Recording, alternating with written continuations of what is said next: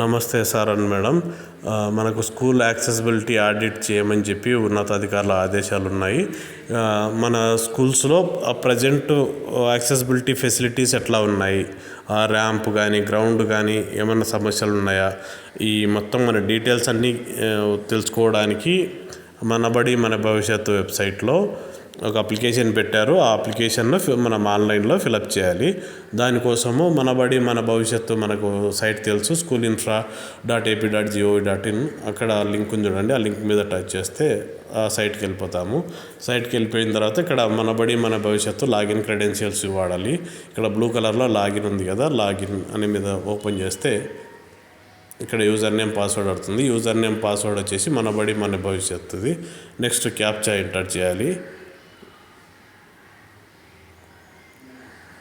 Captcha enter చేసి sign in అయిన తర్వాత ఇక్కడ ఆడిట్ చెక్ లిస్ట్ అనేది కదా, ఆడిట్ చెక్ లిస్ట్లోకి పోయి school accessibility audit check list అనేది ఓపెన్ చేయాలి.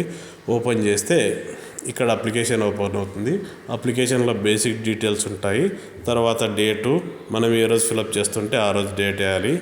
ఆ తర్వాత ఫోకల్ పర్సన్ అంటే ఇంకా హెచ్ఎం నేము, కాంటాక్ట్ నెంబరు, ఆ తర్వాత school details, total number of students, boys girls, అందులో డిజేబిలిటీ చిల్డ్రన్స్ ఎవరైనా ఉన్నారని అడిగినారు, స్టాఫ్ మెంబర్స్ అని అడిగిన తర్వాత ఇక్కడ ఎక్స్టర్నల్ ఎన్విరాన్మెంటల్ యాక్సెసిబిలిటీ ఫెసిలిటీస్లో క్వశ్చన్స్ ఇచ్చారు. వాళ్ళే ఎస్ఆర్ నో ఇస్తారు, రిమార్క్స్ ఉంటాయి. ఇక్కడ ఈ 3 ఐటమ్స్ మనం ఒక్కొక్క క్వశ్చన్కి ఫిలప్ చేయాలి.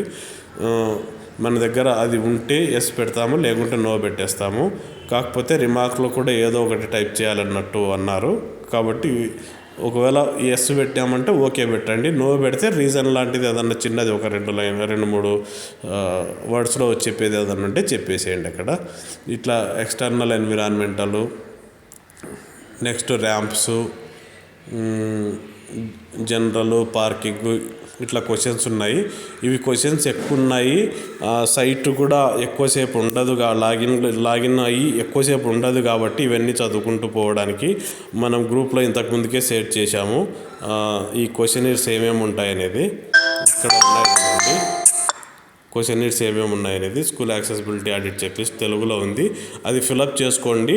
డైరెక్ట్గా క్వశ్చన్స్ ఎస్ఆర్ నో, రిమార్క్స్ కూడా ఏమి ఉండాలనేది ఇక్కడే ఫిలప్ చేసుకోండి. డైరెక్ట్గా ఆ అప్లికేషన్ దగ్గరికి వెళ్తాము, ఎస్ దగ్గర టిక్ వేసుకోండి, రిమార్క్స్ పెట్టండి. డైరెక్ట్గా మన అప్లికేషన్ దగ్గరికి వెళ్తాము. ఇక్కడ ఈ ఎస్ ఉన్నది ఎస్ పెట్టేసి ఫాస్ట్గా సబ్మిట్ చేయడానికి వీలవుతుంది. ఈ విధంగా ఆడిట్ చెక్ లిస్టు మనం పూర్తి చేయాలి సార్. దీనివల్ల మన స్కూల్ ఎలా ఉంది అనేది స్టేట్కు తెలుస్తుంది.